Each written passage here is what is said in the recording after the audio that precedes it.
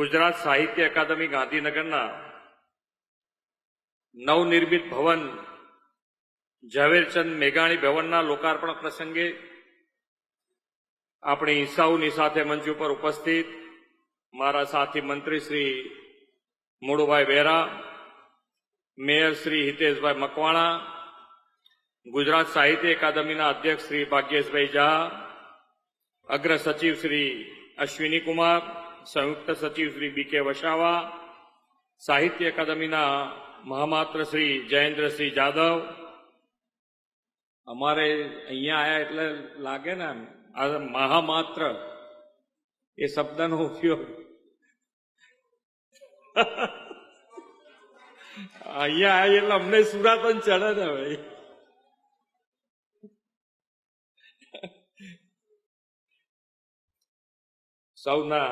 સૌ સાહિત્યકાર, વિવેચકો, સમાજ જીવનના પ્રબુદ્ધ નાગરિક ભાઈઓ બહેનો, સાહિત્ય રસિકો, પ્રેસ મીડિયાના મિત્રો, સૌને મારા નમસ્કાર. આજે આમ તો સાહિત્ય અને સાહિત્ય માટે આપણે બધાને ખબર છે કે ધીમે ધીમે ધીમે લોકોને રસ ઓછો થતો જાય. લોકોને હવે આખી પેટર્ન બદલાઈ ગઈ છે કે રસ આખો જુદો થઈ ગયો છે. એ રસ ઉપર પાછા લાવવા માટેનો પ્રયત્ન આપણે બધાએ ભેગા થઈને કરી રહ્યા છે. અને જે સાચો રસ છે એ સાચો રસ જો ખરેખર એનો સ્વાદ જો એક વખત ખરેખર ચાખે ને તો પછી પેલો ફીકો લાગે. પણ અત્યારે આપણે બધાએ પ્રયત્ન તો આપણો કરવાનો ચાલુ જ રાખવો પડે. આપણી પાસે અત્યારે એવું નેતૃત્વ છે કે આપણે આમાં ક્યાંય પણ ઢીલી પાછી પાની કરવા જેવું નથી. અને ઉપરથી ખૂબ આપણને બળ મળી રહ્યું છે. આપણા વડાપ્રધાન શ્રી પણ હર હંમેશ એકલી વિકાસની વાત નહીં, વિકાસની સાથે વિરાસત અને વિરાસતની સાથે આપણી સંસ્કૃતિ જળવાવી જ જોઈએ. એનું ગૌરવ આપણને થવું જ જોઈએ. અને એ માટે આપણે બધાએ પ્રયત્ન કરી રહ્યા છીએ. આજે ઘણી હમણાં એક અમે પ્રોગ્રામ યાદ આવે એટલે હું કહું તમને. પણ આજે હું અહીંયા અંદર આવ્યો ત્યારે બધા છોકરાઓની વેશભૂષા અને વેશભૂષા જોઈએ એટલે અમુક વસ્તુ તો હવે ધારો કે મને કહો તો મને એમનો ચહેરો યાદ ના હોય, નામ યાદ ના હોય. એટલા બધા સરસ છોકરાઓ આજે ત્યાં ઉભા હતા. અને મને આનંદ એટલો વાતનો થયો કે ભાઈ બધી જે વસ્તુ આપણા ધ્યાનમાં નથી, સમજમાં નથી, ખ્યાલ નહોતો, એ બધા ચહેરા આજે યાદ આવે જૂના આપણને. વેશભૂષા એમણે ખૂબ સુંદર કરી છોકરાઓએ. હું થોડા એમના નામ એટલા માટે લઉં કે એમને પણ આજે જે બન્યા છે એનું ગૌરવ થાય. એક હિતાર્થ ગઢવી છે, એ ઝવેરચંદ મેઘાણી બન્યા છે. વિહાન સોની છે, એ નર્મદ બન્યા છે. તીર્થ શાહ છે, નરસિંહ મહેતા, વૈશ્વિક કોટેચા, મીરાબાઈ, આદિત્ય પરીખ, પ્રેમાનંદ, વિહાન શાહ, દલપતરામ, દેવાંશ ભટ્ટ, મણિશંકર ભટ્ટ, આયાન રાવલ, કમા મુનશી, લવ્ય શાહ, કલાપી, પૂજન શાહ, કાકા સાહેબ કાલેલકર, વત્સલ દોશી, ઉમાશંકર જોશી, શિવાંશ વ્યાસ, ગાંધીજી, જીનસા મહેતા, રણજીતરામ મહેતા, ન્યારી મંકોડી, વિનોદિની નીલકંઠ, માર્કંડ કનોડિયા, પન્નાલાલ પટેલ, દ્વિજ દેસાઈ, વાલ્મીકી, અક્ષ સુખડિયા, ગાલિબ, દીપા કોટક, મહાદેવી વર્મા, કૃષ્ણ જોશી, દુલેરામ કારાણી, આર્યન શાહ સચલ, અલીશા શાહ મેકરણહાટા, વીરાવ પરમાર, દુલાભાઈ કાગ, ધ્રુવ પટેલ, ગીજુભાઈ બધેકા, સ્વાંગી, મેકરણ દાદાનો લાલિયો અને દિત્યા, મેકરણ દાદાનો મોતી.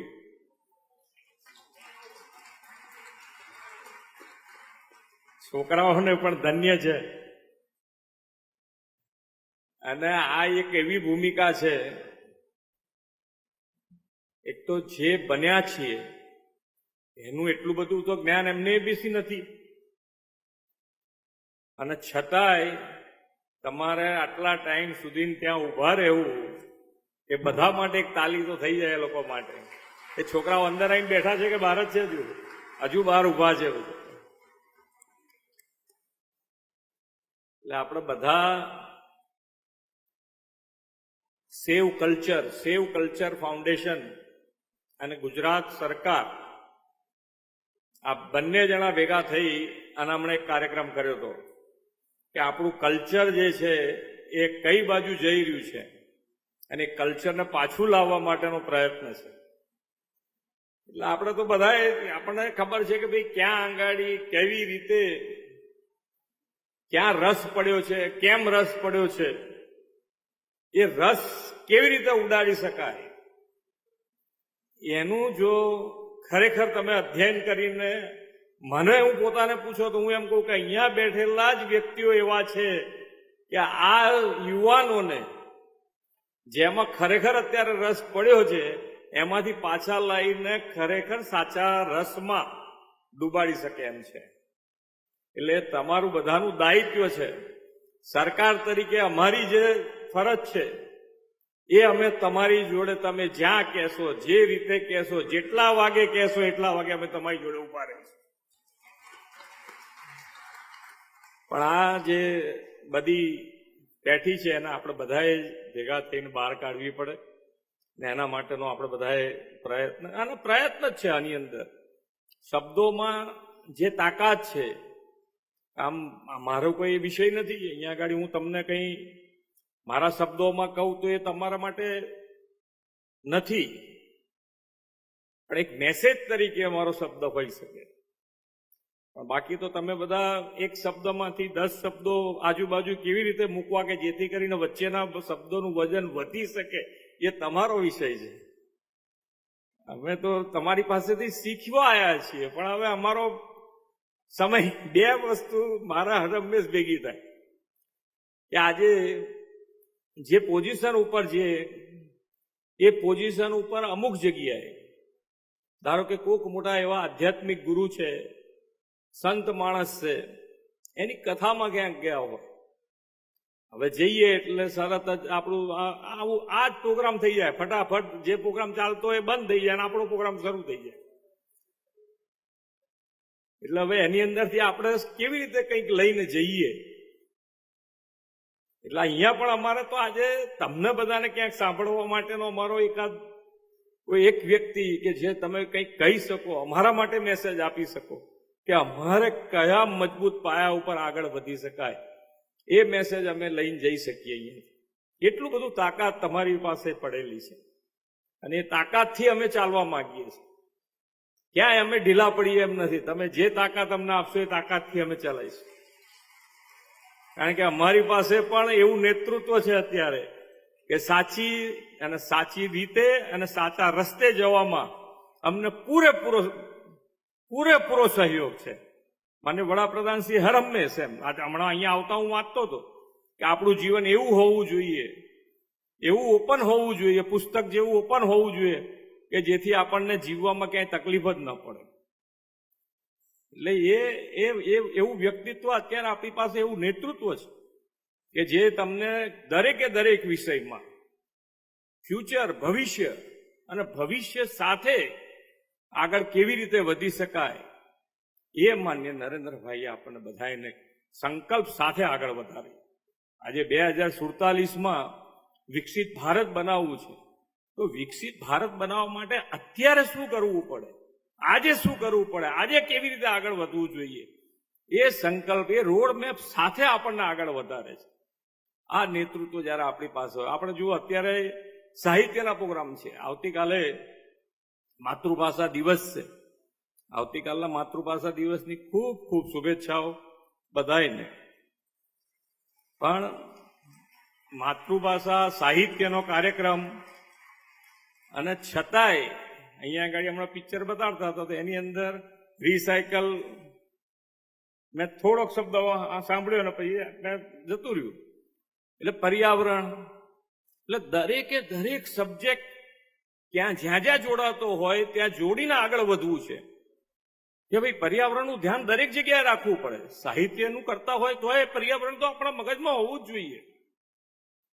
એટલે દરેકે દરેક ક્ષેત્રને આગળ વધારવું છે તો કોઈ નુકસાન ન થાય, કોઈને નુકસાન ના થાય, તો જ આપણે આગળ વધી શકીએ. અને નાનામાં નાનો માણસ, છેવાડાનો માણસ જે છે એ પણ મુખ્ય ધારામાં આવે, એના માટેનો એમનો હર હંમેશ પ્રયત્ન રહ્યો છે. અને આ બધું જ પ્રયત્નની સાથે આપણે જો બધા આગળ વધીશું તો મને લાગે છે ત્યાં સુધી જે એમનો સંકલ્પ છે 2047માં વિકસિત ભારત, અને વિકસિત ભારત માટે હર હંમેશ માન્ય વડાપ્રધાનશ્રીએ જે પણ સંકલ્પ કર્યો હોય તો એનું લીડરશીપ ગુજરાતે લીધી છે.